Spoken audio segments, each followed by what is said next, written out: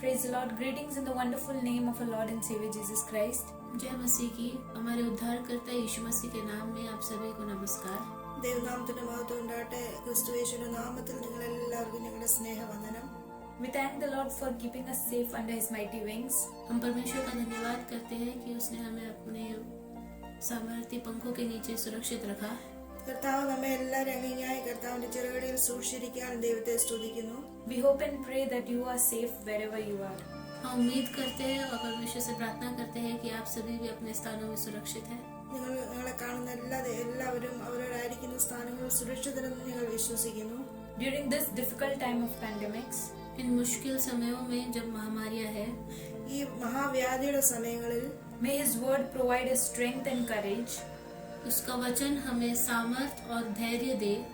അവന്റെ വചനം ദൈവവചനം നമ്മെ ധൈര്യപ്പെടുത്തുകയും ബലപ്പെടുത്തുകയും ചെയ്യും. So that we can stand firm in any of the adverse conditions. ताकि हम इन सभी मुश्किल हालातों में भी दृढ़ खड़े रहे. ഈ സമയങ്ങളിൽ ഈ മഹാവ്യാധിയുടെ സമയങ്ങളിൽ നമുക്ക് ധൈര്യത്തോട് ദൈവസന്നിധിയിൽ നിൽക്കുവാൻ കഴിയണം. Surely these days, due to many restrictions, जरूर इन दिनों में कई रोग है.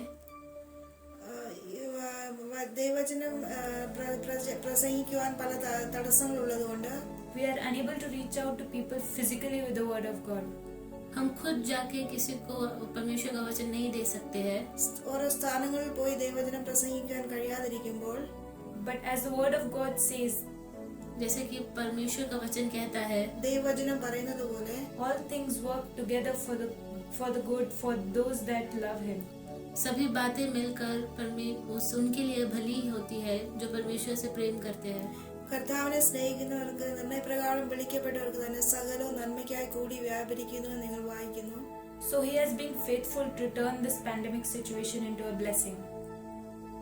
परमेश्वर विश्वास योग्य रहा कि उसने यह महामारी का समय एक हमारे लिए आशीष का कारण बनाया है. ഈ മഹാവ്യാധിയുടെ സമയത്തെ അനുഗ്രഹിച്ച ദൈവം നമുക്ക് നൽകുവാൻ തക്കവണ്ണം അവൻ വിശ്വസനായി ആകുന്നു. He has helped us to reach to a larger group of people using these virtual platforms. परमेश्वर ने हमें मदद किया ताकि हम और भी ज्यादा लोगों को इन वर्चुअल प्लेटफॉर्म्स से परमेश्वर का वचन सुना सके. ഈ ഓൺലൈൻ മുഖാന്തരം ഈ പ്ലാറ്റ്ഫോം മുഖാന്തരം അനേക ഇടങ്ങളിൽ ദൈവവചനം എത്തിക്കുവാൻ ദൈവം നമ്മെ ഈ ദിവസങ്ങൾ സഹായിച്ചുകൊണ്ടിരിക്കുന്നു. So before going into the praise and worship and the word for today, तो आइए हम प्रार्थना और आराधना में और आज के वचन की ओर जाने से पहले ഇന്ന് പൽക്കാലം ആരാധനയിലോ വചനം കേൾക്കുന്നതിന് മുമ്പായിട്ട് let us all bow our heads in prayer. आइए हम अपने सिरों को झुकाएं और प्रार्थना करें. നമുക്ക് നമ്മുടെ തലകളെ വണക്കാം. ഒരു നിമിഷം നമുക്ക് ദൈവത്തോട് പ്രാർത്ഥിക്കാം. And ask God for His power to touch every soul who is watching this. और परमेश्वर से प्रार्थना करें कि वो हर आत्मा को जो इस वीडियो को देख रही है और सुन रही है उसे छुए. നമുക്ക് ദൈവത്തോട് പ്രാർത്ഥിക്കാം. ഈ വചനം കേൾക്കുന്ന ഓരോ വ്യക്തി ജീവിതങ്ങളെയും ദൈവം തൊടണം. അതിനുവേണ്ടി നമുക്ക് ദൈവത്തോട് പ്രാർത്ഥിക്കാം. Let us pray. आइए हम प्रार्थना करें. നമുക്ക് പ്രാർത്ഥിക്കാം. കർത്താവേ, ഞങ്ങൾ ഈ സമയം നിന്റെ സന്നിധിയിലേക്ക് കടന്നു വരുന്ന കർത്താവേ, നിന്റെ വചനവുമായി കടന്നു വരുന്ന ഹല്ലേലൂയ. ഇന്ന് പൽക്കാലം ഈ ഓൺലൈൻ മുഖാന്തരം കർത്താവേ ജനത്തിന്റെ അടുത്തേക്ക് എത്തുവാൻ ദൈവം ഞങ്ങളെ സഹായിച്ചതിനായി ഞങ്ങളെ സ്തുതിക്കുന്നു. പൽക്കാലം ഞങ്ങളുടെ ടോപ്പിക് കർത്താവേ നീ അറിയുന്നതിനായി ഞങ്ങളെ സ്തുതിക്കുന്ന സകലവും അവനായിട്ടും ഹല്ലേലൂയ അങ്ങേക്കായിട്ടും ഹല്ലേലൂയ സകലം സൃഷ്ടിക്കപ്പെട്ടിരിക്കുന്ന അവൻ അങ്ങ് മുഖാന്തരം സൃഷ്ടിക്കപ്പെട്ടിരിക്കുക. കർത്താവേ, ദിവസങ്ങളിൽ നിന്റെ ഹിതം മനസ്സിലാക്കി ജീവിക്കുവാൻ ദൈവം ഞങ്ങളെ സഹായിക്കണമേ എന്ന് പ്രാർത്ഥിക്കുന്നു. കർത്താവ് നിന്റെ വചനത്തിലൂടെ ഞങ്ങളോട് സംസാരിക്കണമേ. ഹല്ലേലൂയ. ദൈവത്തിന്റെ പരിശുദ്ധാത്മാവേ ഞങ്ങളോട് ഇടപെടണമെന്ന് പ്രാർത്ഥിക്കുന്നു. എന്റെ വചനപ്രകാരം ഞങ്ങളെ തന്നെ ക്രമീകരിച്ച് നിൽപ്പാൻ ദൈവം ഞങ്ങളെ സഹായിക്കണമേ. ഞങ്ങളുടെ വരവേറ്റെടുത്തിരിക്കുന്ന ദിവസങ്ങളിൽ കർത്താവേ ഞങ്ങളുടെ വരവിന് വേണ്ടി ഒരുങ്ങുവാൻ ദൈവം ഞങ്ങളെ സഹായിക്കണമേ. എല്ലാ മാനവ മഹത്വം അങ്ങ് മാത്രം എടുക്കണമേ. ദൈവത്തിന്റെ വചനം ജീവനുള്ളതായിരിക്കാം, ചൈതന്യമുള്ളതായിരിക്കാം, ഇരുവായത്തുള്ള ഏത് വാളിനേക്കാൾ മൂർച്ചയേറിയതായിരിക്കാം. കർത്താവേ, ആ വചനം ഞങ്ങളോട് കർത്താവ് ഇടപെടണമേ എന്ന് പ്രാർത്ഥിക്കുന്നു. കർത്താവ് അതിന് പ്രകാരം കർത്താവ് ജീവിപ്പാൻ ഞങ്ങളെ സഹായിക്കണം. എല്ലാ മാനവ മഹത്വം അങ്ങ് മാത്രം എടുക്കണം. എല്ലാം ഞങ്ങൾക്ക് വേണ്ടി ജന്മച്ച യേശുവിന്റെ നാമത്തിൽ തന്നെ Amen. നമുക്ക് അല്പസമയം പാട്ടുകൾ പാടി ദൈവത്തെ ആരാധിക്കാം. ആദ്യമായി നമുക്കൊരു പഴയ പാട്ടാണ്, എല്ലാവർക്കും അറിയാവുന്ന പാട്ടാണ്. അനുഗ്രഹത്തിൻ അധിപതിയെ, അനന്തകൃപ പെരുന്നതിയെ.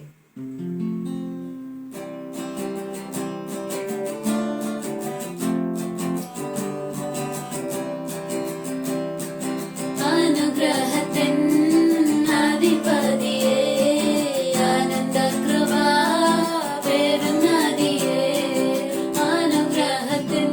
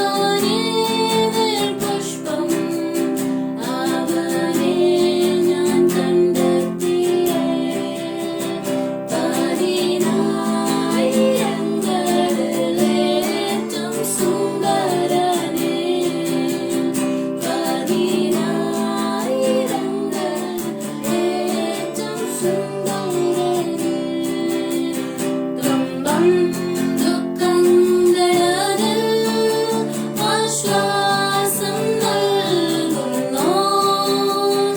എൻ ഭാരമെല്ലാം ചുമക്കാമെന്നെ സദാ. ശാരോനിൻ പനീർ പുഷ്പം മകനെ ഞാൻ കണ്ടെത്തിയേ. പതിനായിരങ്ങളിൽ ഏറ്റവും സുന്ദരനേ. പതിനായിരങ്ങളിൽ ഏറ്റവും സുന്ദരനേ. പതിനായിരങ്ങളിൽ ഏറ്റവും സുന്ദരനേ.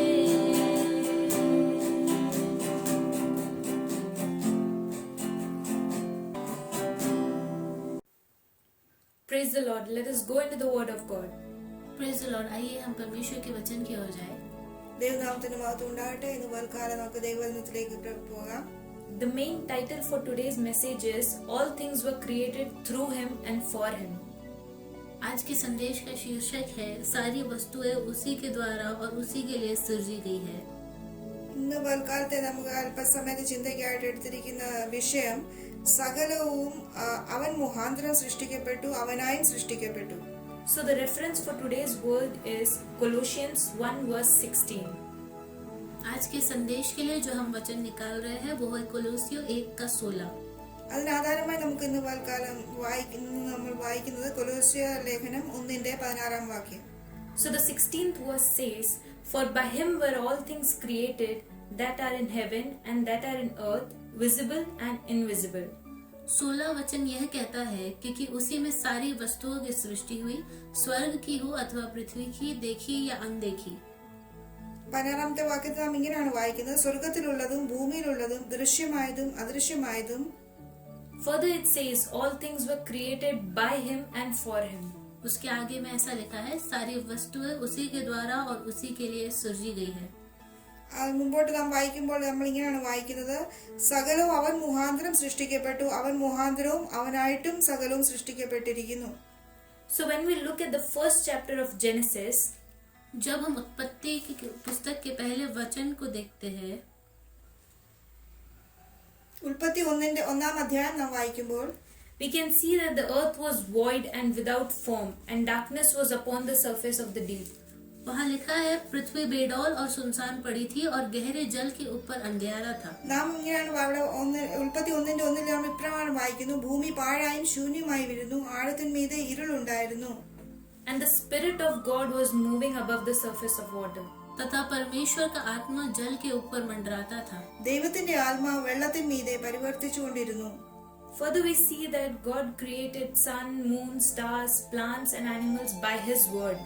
इसके आगे हम देखते हैं कि परमेश्वर ने सूरज, चांद, तारे, जानवर और पेड़ पौधे सब उसके बोलने से ही सृष्टि किए. പിന്നെ ഉൽപ്പത്തി 1 താഴോട്ട് നാം വായിക്കുമ്പോൾ അവൻ വെളിച്ചം, ഇരുള്, സൂര്യൻ, ചന്ദ്രൻ, നക്ഷത്രങ്ങള്, ജലജന്തുക്കള്, കന്നുകാലികൾ, ഇതെല്ലാം ദൈവം സൃഷ്ടിച്ചു എന്ന് നാം വായിക്കുന്നു. There are varieties of plants, animals, stars and galaxies that the humans are yet to discover. ऐसे कई जीव जंतु, पौधे और तारे हैं और तारांगण हैं जो हम अभी तक खोज निकालने के हैं. ഇന്നും മനുഷ്യൻ കണ്ടുപിടിക്കാത്ത അനേക ജന്തുക്കളാകട്ടെ, വൃക്ഷങ്ങള്, നക്ഷത്രങ്ങള്, ഇവയൊക്കെയും ലോകത്തിലുണ്ട്. But God knows each and every creation, from the smallest of the microorganism to the largest of the galaxies. पर परमेश्वर हर एक उस वस्तु को जो उसने बनाया है, चाहे वो सबसे छोटा कीड़ा हो या सबसे बड़े तारांगण हो, सभी को जानता है. എന്നാൽ ദൈവം താൻ സൃഷ്ടിച്ച ഏറ്റവും ചെറിയ മൈക്രോ ഓർഗാനിസം, ചെറിയ ചെറിയ വൈറസ് മുതൽ വലിയ വലിയ നക്ഷത്രങ്ങൾ വരെ അവൻ എല്ലാത്തിനെയും അറിയുന്നു. This is testified in Psalm 147 verse 4, where the psalmist says that the God determines the number of stars and calls them each by name. इसकी गवाही हम भजन संहिता 147 के 4 में देखते हैं, जहाँ पे संहिताकार कहता है कि परमेश्वर हर एक तारे को नाम लेके पुकारता है. അത് നാം ഇവിടെ കാണുന്നു. സങ്കീർത്തനം 147 4 വാക്യത്തിൽ നാം ഇപ്രകാരം വായിക്കുന്നു, അവൻ നക്ഷത്രങ്ങളുടെ എണ്ണം നോക്കുന്നു, അവയ്ക്കൊക്കെയും പേർ വിളിക്കുന്നു. He has created everything so intricately which humans cannot even imagine to replicate. परमेश्वर ने सब कुछ इतने डिटेल के साथ बनाया है कि हम इंसान उसे फिर से बनाने की कोशिश भी नहीं कर सकते हैं. ദൈവം എത്ര അത്ഭുതകരമായി ഓരോ സൃഷ്ടിയെ സൃഷ്ടിച്ചിരിക്കുന്നു. അത് മനുഷ്യരെ അത് വീണ്ടും അത് സൃഷ്ടിക്കാൻ നോക്കിയാൽ അത് മനുഷ്യനെ കൊണ്ട് അത് സാധ്യമാകില്ല. Because his thoughts and ideas are beyond our understanding. क्योंकि उसके सोच विचार हमारे समझ के बहुत परे है. കാരണം ദൈവത്തിന്റെ വിചാരങ്ങൾ, ദൈവത്തിന്റെ ബുദ്ധി അല്ലെങ്കിൽ മനുഷ്യന്റെ ബുദ്ധിയേക്കാൾ വളരെ വലുതാണ്. As we read further in Colossians 1:17, we see that he is before all things and by him all things hold together. जैसे हम कोलोसियों 1:17 में आगे पढ़ते हैं, वहाँ लिखा है, वही सब वस्तुएं प्रथम है और सब वस्तुएं उसी में स्थिर रहती है. കൊലോസ്യ 1:17 നാം ഇപ്രകാരം വായിക്കുന്നു, അവൻ സർവ്വത്തിനു മുമ്പേ ഉള്ളവൻ, അവൻ സകലത്തിനും ആധാരമായിരിക്കുന്നു. Now let us see how are all things held together by God. आइए हम देखें कि सभी वस्तुएं परमेश्वर में किस प्रकार स्थिर रहती है. ദൈവം എങ്ങനെയാണ് ഓരോ വസ്തുക്കളെയും സ്ഥിരമായി നിർത്തിയിരിക്കുന്നത് നമുക്കൊന്ന് നോക്കാം. When we look around us, जब हम अपने आजू बाजू में देखते हैं, നമ്മുടെ ചുറ്റുപാടിലേക്ക് നാം ഒന്ന് കണ്ണോടിച്ചാൽ we observe that there is a pattern followed by nature. हम ये देख सकते हैं कि प्रकृति एक पैटर्न का पालन करती है.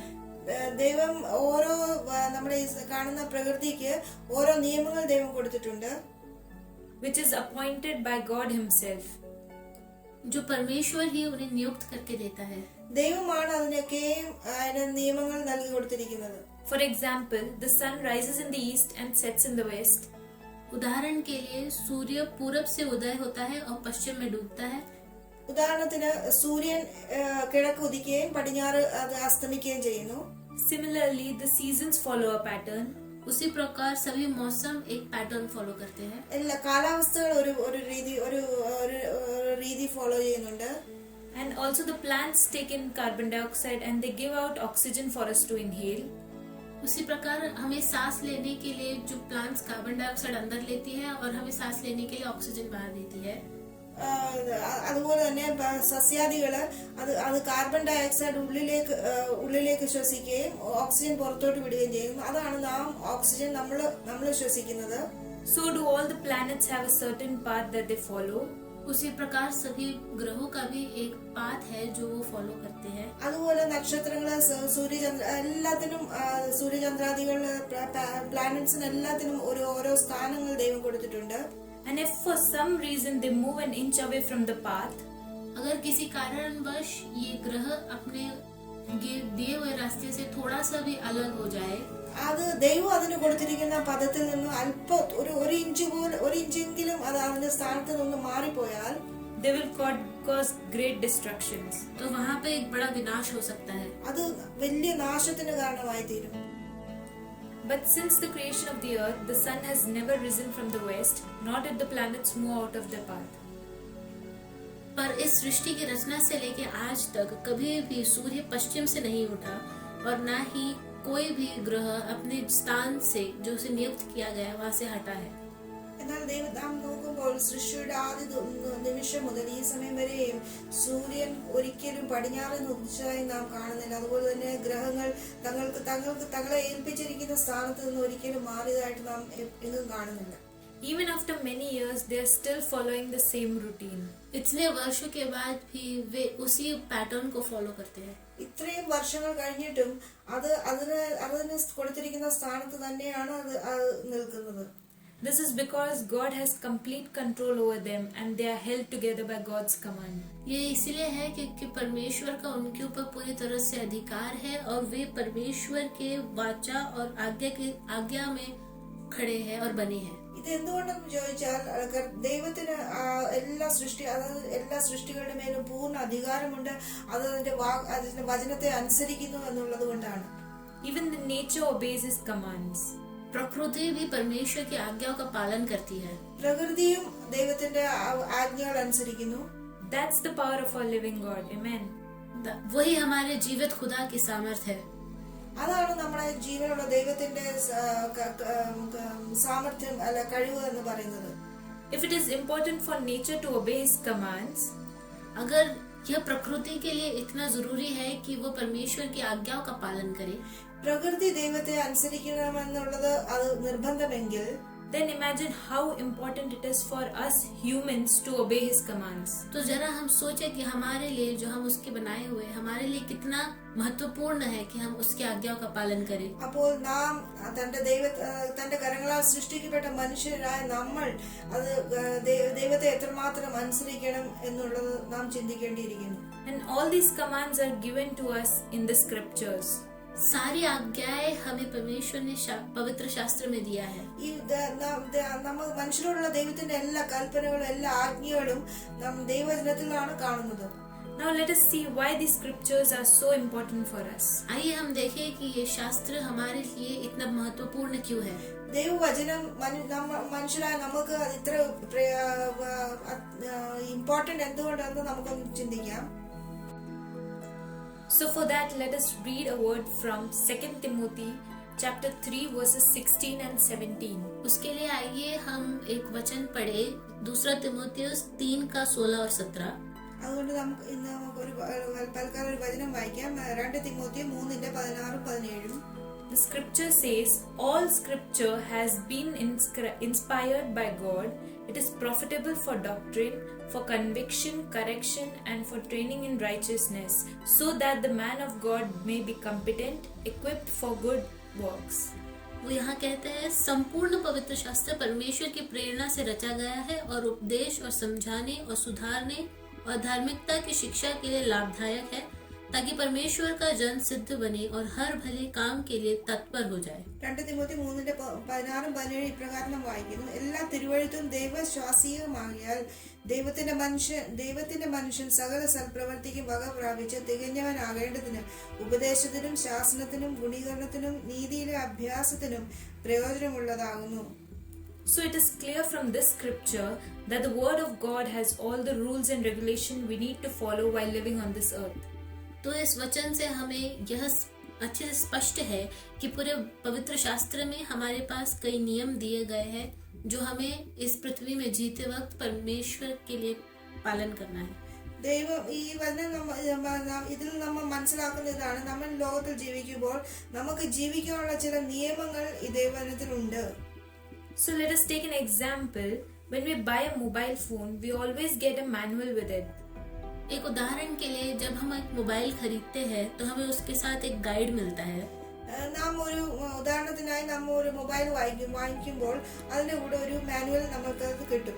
So this manual has instructions on how to use the mobile correctly. तो इस गाइड में हमें कई निर्देश दिए गए रहते हैं कि हम उस यंत्र को किस तरह इस्तेमाल करें। ആ മൊബൈൽ എങ്ങനെ ഉപയോഗിക്കണം എന്നുള്ളത് ആ മാനുവലിനകത്ത് അതിനുള്ള നിർദ്ദേശങ്ങൾ കൊടുത്തിട്ടുണ്ടായിരിക്കും. Similarly, in our Christian life, as we read in 2 Timothy chapter 3 verses 16 and 17, Bible is a manual for us. उसी प्रकार जैसे हमने 2 तिमोथी 3 का 16 और 17 में पढ़ा, हमारे मसीह जिंदगी के लिए बाइबल एक गाइड है। നമ്മൾ 2 തിമോത്തി 3:16-17 വായിച്ച പ്രകാരം നമ്മുടെ ക്രിസ്തീയ ജീവിതത്തിന്റെ ഗൈഡ് മാനുവൽ എന്ന് പറയുന്നത് നമ്മുടെ തിരുവചനമാണ്, ബൈബിളാണ്. It points out our mistake, it trains us in righteousness, and it also equips us for every good work. वो हमें सुधारने और धार्मिकता की शिक्षा के लिए लाभदायक है और ताकि हम जो परमेश्वर के जन है सिद्ध बने। അത് നമ്മുടെ തെറ്റുകളെ നമ്മുടെ കുറവുകളെ നമുക്കത് വെളിപ്പെടുത്തി തരികയും നമ്മുടെ സകല സൽപ്രവർത്തിക്കും തികഞ്ഞവരാക്കുകയും നമ്മുടെ ഗുണീകരണത്തിനും നമ്മുടെ ശാസനത്തിനും അത് പ്രയോജനമുള്ളതാകുന്നതാണ്. So here it is very clear that God did not choose us because of our righteousness. तो यहाँ से एकदम हमें समझ में आता है कि परमेश्वर ने हमें हमारी भलाई के कारण नहीं चुना। അത് ഈ വചനത്തിൽ നമ്മൾ ഇതാണ് മനസ്സിലാക്കുന്നത്, നമ്മുടെ നീതി പ്രവൃത്തി കൊണ്ടല്ല ദൈവം നമ്മെ തെരഞ്ഞെടുത്തത്. Instead, He makes us righteous because He has chosen us. परंतु परमेश्वर हमें धार्मिक बनाता है क्योंकि उसने हमें चुन लिया है। ദൈവം നമ്മെ തെരഞ്ഞെടുത്തത് കൊണ്ട് നമ്മെ നീതീകരിക്കുകയാണ് ചെയ്യുന്നത്. So coming to the Colossians chapter 1 verse 18, which says, and He is the head of the body, the church. He is the beginning and the firstborn from the dead, so He has the first place among all things. कोलोसियों का पहला अध्याय का 18वां वचन में आते हुए, वही देह है अर्थात कलीसिया का सिर, वही आदि है और मरे हुओं में से जी उठने वालों में पहलौटा है कि सब बातों में वही प्रधान ठहरे। കൊലോസ്യർ 1:18 നാം ഇപ്രകാരം വായിക്കുന്നു, അവൻ സഭ എന്ന ശരീരത്തിന്റെ തലയാകുന്നു, സകലത്തിലും താൻ മുമ്പനാകേണ്ടതിന് അവൻ ആരംഭവും മരിച്ചവരുടെ ഇടയിൽ നിന്ന് ആദ്യനായി എഴുന്നേറ്റവനും ആകുന്നു. So here the scripture says Jesus is the head of the body, that is the church. यहाँ वचन कहता है कि देह अर्थात कलीसिया का सिर यीशु मसीह है। ഇവിടെ കൊലോസ്യർ 1:18 വായിക്കുന്നത് സഭ എന്ന ശരീരത്തിന്റെ തല ക്രിസ്തു ആകുന്നു. Human body is influenced and governed by the head. हमारा शरीर हमारे सिर से प्रभावित और उसके अधीन है. നമ്മുടെ ശരീരം തലയ്ക്ക് അധീനമായിരിക്കുന്നു. Similarly, Jesus Christ is the head of the church, that is the body. Thus, we as a church need to be under His governance. और इसी प्रकार से यीशु मसीह कलीसिया का सिर है, तो हम जो उसका कलीसिया, जो उसके शरीर है, उसके अधीनता के नीचे रहना है. അതുപോലെ തന്നെ നാം ആത്മീയമായി ചിന്തിക്കുമ്പോൾ ക്രിസ്തുവിന്റെ സഭയുടെ തല, ശരീരമാകുന്ന സഭയുടെ തല ക്രിസ്തു ആയിരിക്കുന്നു. അതുപോലെ നാമും ക്രിസ്തുവിന് അധീനമായിരിക്കണം, തലയ്ക്ക് അധീനമായിരിക്കണം. But as we live in flesh, we cannot be under the governance of Christ by our own strength and understanding. पर इस शारीरिक अवस्था में हम यीशु मसीह के अधीन अपने सोच और अपने विचार और अपने सामर्थ्य के द्वारा नहीं रह सकते. എന്നാൽ ഈ ലോകത്തിൽ നാം ജീവിക്കുമ്പോൾ നമുക്ക് ഒരിക്കലും ക്രിസ്തുവിന് അധീനമായി നമുക്ക് ജീവിക്കുവാൻ നമ്മുടെ സ്വന്തം ശക്തി കൊണ്ട് നമുക്കത് സാധിക്കുന്നതല്ല. So knowing this weakness of ours, हमारे इस दुर्बलता को जानकर, നമ്മുടെ ഈ ബലഹീനത കർത്താവ് മനസ്സിലാക്കിയിട്ട്, Jesus promised us in John 14:26 to send us a helper. यीशु मसीह ने हमें एक वायदा दिया है यूहन्ना उसका 14 अध्याय उसके 26 वचन में कि वो हमें एक सहायक भेजेगा. കർത്താവ് യോഹന്നാന്റെ സുവിശേഷം 14:26 ഒരു കാര്യസ്ഥനെ അയച്ചു തരാമെന്ന് നമ്മളോട് വാഗ്ദത്തം ദൈവം ചെയ്തു. So that comforter is the Holy Spirit who will teach us everything and remind us of everything that Jesus said to us. वो सहायक जो पवित्र आत्मा है वो हमें सब बातें समझाएगा और जो यीशु मसीह ने हमें कहा है वो हमें बातें याद दिलाएगा. ആ പരിശുദ്ധാത്മാവ് എന്ന കാര്യസ്ഥൻ നമുക്ക് സകല ഉപദേശിച്ചു തരികയും അവൻ നമ്മളോട് പറഞ്ഞിട്ടുള്ളതൊക്കെ നമ്മെ ഓർമ്മപ്പെടുത്തുകയും ചെയ്യും. As we read earlier in Genesis, the Spirit of God was upon the surface of deep waters. जैसे हमने उत्पत्ति में पहले पढ़ा, परमेश्वर का आत्मा गहरे जल के ऊपर मंडराता था. മുമ്പേ നാം വായിച്ചതുപോലെ ഉൽപ്പത്തി 1:2 വാക്യത്തിലാണ് വായിക്കുന്നത്, ദൈവത്തിന്റെ ആത്മാവ് വെള്ളത്തിന്മീതെ പരിവർത്തിച്ചുകൊണ്ടിരുന്നു. Then God commanded, let there be light. तब परमेश्वर ने जब आज्ञा दी कि उजियाला हो, ദൈവം പിന്നെ കൽപ്പിച്ചു വെളിച്ചമുണ്ടാകട്ടെ എന്ന്. And the spirit that was above the waters worked in unison with the command of God, and there was light. तो वो आत्मा जो पानी के ऊपर मंडराता था, वो और परमेश्वर की वाक्य जो परमेश्वर ने कहा वो मिलकर काम किए और वहाँ पे उजाला हो गया. ദൈവത്തിൽ അവിടെ ഇങ്ങനെ പഠിക്കാൻ കഴിയുന്നത്, ദൈവത്തിന്റെ ആത്മാവ് വെള്ളത്തിന്മീതെ ആദ്യമേ ഉണ്ടായിരുന്നു, പരിവർത്തിച്ചുകൊണ്ടിരുന്നു. അതിന്റെ കൂടെ ദൈവത്തിന്റെ കൽപ്പനയും കൂടെ വന്നപ്പോൾ, അഥവാ ദൈവത്തിന്റെ വചനം വന്നു, അത് രണ്ടും കൂടെ ചേർന്ന് വെളിച്ചം ഉണ്ടാകട്ടെ എന്ന് കൽപ്പിച്ചപ്പോൾ വെളിച്ചമുണ്ടായി. Similarly, all the other creations except for humans were created by the command of God and the work of Spirit. उसी प्रकार बाकी जितने भी परमेश्वर ने चीजों को बनाए हैं वो सब आत्मा और परमेश्वर के वाक्य का मिलन होने से ही बने हैं. അതുപോലെ നാം താഴോട്ട് വായിക്കുമ്പോൾ എല്ലാ സൃഷ്ടികളും, മനുഷ്യർ ഒഴിച്ച് ബാക്കി എല്ലാ സൃഷ്ടികളും ദൈവത്തിന്റെ ആത്മാവും അതുപോലെ തന്നെ ദൈവത്തിന്റെ വചനവും കൂടി ചേർന്നപ്പോൾ അതിൽ നിന്ന് ഉണ്ടായതാണ് സകല സൃഷ്ടികളും. This Spirit of God in the Old Testament was given only to certain people to carry out certain tasks. ये परमेश्वर का आत्मा पुराने नियम में सिर्फ कुछ ही लोगों को दिया जाता था ताकि वे कुछ विशिष्ट कार्यों को कर सके. ഈ ആത്മാവ് പഴയ നിയമകാലത്ത് ചില മനുഷ്യരുടെ മേൽ മാത്രം ഓരോ സമയങ്ങളിൽ, അതായത് ചില ദൈവത്തിന്റെ ചില ഉദ്ദേശങ്ങൾ, ചില കാര്യങ്ങൾ ചെയ്യുവാൻ വേണ്ടി മാത്രം ചില മനുഷ്യരുടെ മേൽ ആവസിച്ചു വന്നു എന്ന് നാം കാണുന്നു. For example, in Exodus 31 verse 1-3 we read that God filled Bezalel the son of Uri with his spirit of wisdom, understanding, knowledge and all manner of workmanship. उदाहरण के लिए हम देखते हैं निर्गमन उसका 31 अध्याय का 1 से लेकर 3 वचन। यहाँ पे हम पढ़ते हैं कि परमेश्वर ने बिजलेल जो उरी का पुत्र था उसे समझ, बुद्धि, ज्ञान, प्रवीणता और सब प्रकार के कार्य की समझ देने वाली आत्मा से परिपूर्ण किया। ഇവിടെ പുറപ്പാട് പുസ്തകം 31 അധ്യായത്തിന്റെ 1 മുതൽ നാം താഴോട്ട് വായിക്കുമ്പോൾ ഇവിടെ നാം വായിക്കുന്നു, ഊരിയുടെ മകൻ ബസലേലിനെ ദൈവം തന്റെ ആത്മാവിനാൽ, ദിവ്യ ആത്മാവിനാൽ ജ്ഞാനവും ബുദ്ധിയും അറിവും സകലവിധ സാമർഥ്യവും കൊണ്ട് നിറച്ചു എന്ന് നാം വായിക്കുന്നു. So here we see that God chose Bezalel to build the tent of meeting. जहाँ हम देखते हैं कि परमेश्वर ने बिस्लेल को मिलाप वाला तंबू बनाने के लिए चुना। ഇവിടെ നാം വായിക്കുന്നത് ദൈവം ബസലേലിനെ സമാഗമന കൂടാരം ഉണ്ടാക്കുവാൻ തിരഞ്ഞെടുത്തു. Hence God filled him with the spirit of wisdom, understanding and all manner of workmanship. उस कारण से परमेश्वर ने उसे बुद्धि, प्रवीणता और सब प्रकार के कार्यों की समझ देने वाली आत्मा से भरा। ആ പണി ചെയ്യിക്കുവാൻ വേണ്ടി ദൈവം തന്നെ തന്റെ ദിവ്യ ആത്മാവിനാൽ ജ്ഞാനവും ബുദ്ധിയും അറിവും സകലവിധ സാമർഥ്യവും കൊണ്ട് ദൈവം നിറച്ചു. So under the guidance of the Spirit, Bezalel was able to build the tent of meeting according to the description given by God. तो उस आत्मा के नियंत्रण में रहकर बिस्लेल परमेश्वर की इच्छा के अनुसार और जो परमेश्वर ने उसे विवरण दिया था उसके अनुसार मिलाप वाले तंबू और बाकी वस्तुओं की रचना कर पाया. ആ ദൈവത്തിന്റെ ദിവ്യ ആത്മാവിൻ അവനുള്ളതുകൊണ്ട് ദൈവം തന്നോട് കൽപ്പിച്ച പ്രകാരം ഒക്കെയും ആ സമാഗമന കൂടാരം ഉണ്ടാക്കി തീർക്കുവാൻ ദൈവം അവനെ സഹായിച്ചു. So here we see how the Spirit of God was given to only specific people in the Old Testament to carry out specific tasks. यहाँ हम देख सकते हैं कि परमेश्वर का आत्मा कुछ चुने हुए लोगों को ही दिया जाता था, वो कुछ विशिष्ट कार्य करने के लिए. ഇതുപോലെ നാം വായിക്കുന്നത് പഴയ നിയമത്തിൽ ചില ഇതുപോലെയുള്ള പണികൾ ചെയ്യിക്കുവാൻ ദൈവം അതാത് സമയങ്ങളിൽ ദൈവം തന്റെ ആത്മാവിനെ തന്റെ ഭക്തന്മാരുടെ മേൽ അയച്ചു. But in the New Testament, the Holy Spirit is given to all of us. परंतु नए नियम में परमेश्वर की वो आत्मा, पवित्र आत्मा हम सभी को दी गई है. എന്നാൽ പുതിയ നിയമത്തിൽ ഓരോ ദൈവമക്കളുടെ മേലും ദൈവത്തിന്റെ ആത്മാവ് പകർന്നിരിക്കുന്നു. Even when Jesus Christ, the Son of God, was baptized, जब यीशु मसीह जो परमेश्वर का पुत्र है, जब उसका बपतिस्मा हुआ, യേശു കർത്താവ് ജനത്തിൽ സ്നാനമേറ്റപ്പോൾ the Holy Spirit descended upon him in the form of dove. Only then he did start his ministry.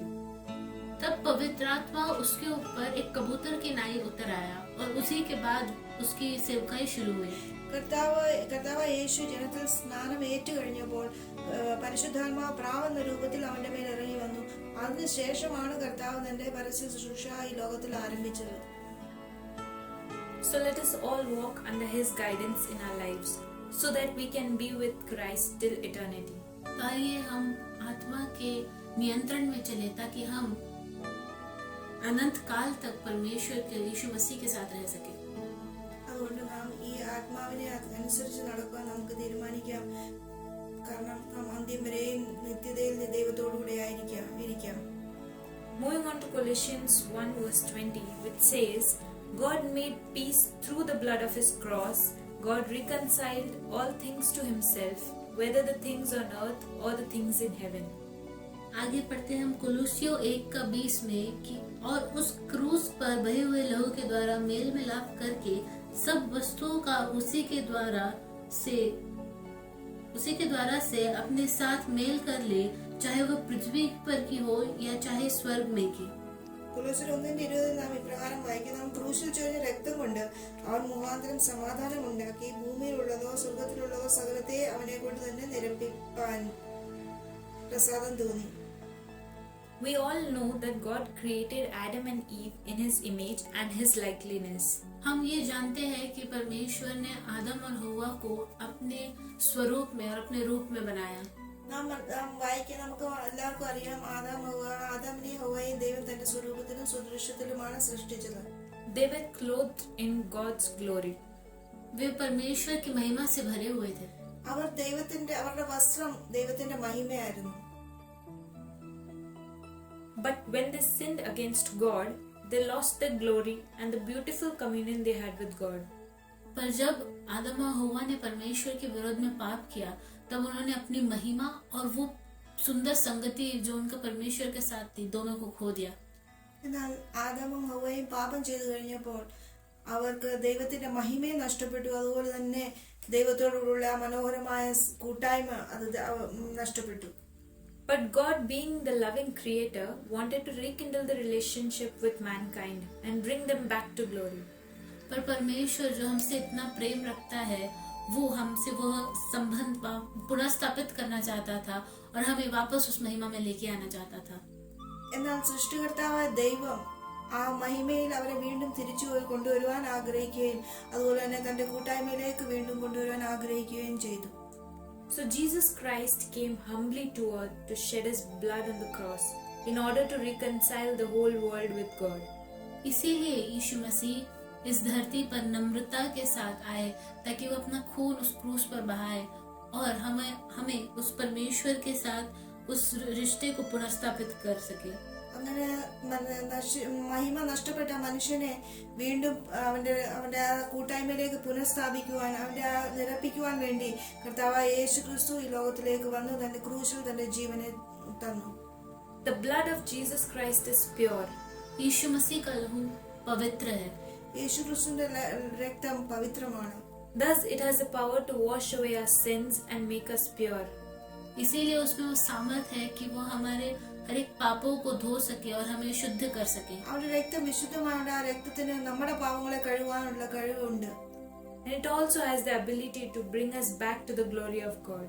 और वही हमें परमेश्वर की उस महिमा में वापस लेके आ सकता है. ആ രക്തം നമ്മ വീണ്ടും കർത്താവിന്റെ മഹിമ ദൈവത്തിന്റെ മഹിമയിലേക്ക് നമ്മെ കൊണ്ടുവരുവാൻ സഹായിക്കും. His blood is pure because he wasn't born of the flesh. यीशु मसीह का लहू पवित्र है क्योंकि वो शारीरिक रीति से पैदा नहीं हुआ. യേശുവിന്റെ രക്തം വിശുദ്ധമാണ് കാരണം അവൻ ജഡത്താൽ ജനിച്ചവനല്ല. But he was born of the Holy Spirit. परंतु वो पवित्र आत्मा से उत्पन्न हुआ. എന്നാൽ അവൻ പരിശുദ്ധാത്മാവിനാലാണ് ഉളവായത്. Thus he didn't have the blood of Adam and Eve flowing through him. इस कारण उसमें आदम और हव्वा का लहू नहीं बह रहा था. അതുകൊണ്ട് യേശുവിന്റെ ശരീരത്തിൽ ആദമിന്റെ ഹവ്വയുടെയും പാപമയമായ രക്തം ഇല്ലായിരുന്നു. Hence, if we are washed by his blood, इसीलिए अगर हम परमेश्वर यीशु मसीह के लहू से धुले हैं, അതുകൊണ്ട് നാം യേശുവിന്റെ രക്തത്താൽ കഴുകൽ പ്രാപിച്ചവരെങ്കിൽ then his blood, which is pure, flows through us. तो उसका लहू जो पवित्र है हम में से होकर बहता है. ആ യേശുവിന്റെ ആ വിശുദ്ധമായ രക്തം നമ്മളിലൂടെ ഒഴുകുമ്പോൾ And it makes us pure and brings us back to the God's glory. वो हमें पवित्र करता है और परमेश्वर की महिमा में वापस लेके आता है. അത് നമ്മെ ശുദ്ധീകരിക്കുക മാത്രമല്ല നമ്മളെ ദൈവത്തിന്റെ മഹിമയിലേക്ക് കൊണ്ടുവരികയും ചെയ്യും. In this world, we can find an alternate for human blood. इस दुनिया में मनुष्य के रक्त के लिए विकल्प पाया जा सकता है. ഈ ലോകത്തിൽ നാം നോക്കുമ്പോൾ മനുഷ്യന്റെ രക്തത്തിന് പകരം നമുക്ക് രക്തം കിട്ടും. But there's no alternate for the blood of Christ. पर यीशु मसीह के रक्त के लिए कोई विकल्प नहीं है. എന്നാൽ യേശുവിന്റെ രക്തത്തിന് പകരം നൽകുവാൻ വേറെ ഒരു വസ്തുവും ലോകത്തിലില്ല. Because he is the son of living God. क्योंकि वो जीवित परमेश्वर का पुत्र है. കാരണം യേശു ജീവിക്കുന്ന ദൈവത്തിന്റെ പുത്രനാണ്. And no amount of sacrifice or money or any other blood can give us the redemption. അതുകൊണ്ട് इसीलिए कोई भी बलि या पैसा या कोई और खून हमें उद्धार नहीं दे सकता है. അതുകൊണ്ട് വേറെ യാഗങ്ങളോ വേറെ വസ്തുക്കളോ അല്ലെങ്കിൽ വേറെ രക്തമോ ഒന്നും നമ്മളെ രക്ഷിക്കുവാൻ കഴിയുന്നതല്ല. It is only through the blood of Christ that we are redeemed. वो सिर्फ हम यीशु मसीह के लहू के द्वारा ही उद्धार पा सकते हैं. നമ്മൾ യേശുവിന്റെ രക്തത്താൽ മാത്രമാണ് രക്ഷിക്കപ്പെടുന്നത്. So this is the reconciliation that God made through the blood of Christ. तो ये वह सुलह है जो परमेश्वर ने अपने पुत्र यीशु मसीह के लहू के द्वारा बनाया. ഇതാണ് പിതാവായ ദൈവം തന്നോട് നമ്മെ മനുഷ്യവർഗത്തെ നിരപ്പിക്കുവാൻ ദൈവം ഉപയോഗിച്ചതായ മാർഗം. So let us submit ourselves to be cleansed by the blood of Christ and live a holy life pleasing to God with the help of the Holy Spirit. तो आइए हम अपने आप को यीशु मसीह के लहू से धुलने के लिए और पवित्र होने के लिए समर्पित करें और परमेश्वर की इच्छा के अनुसार एक पवित्र जीवन जिए पवित्र आत्मा की मदद से.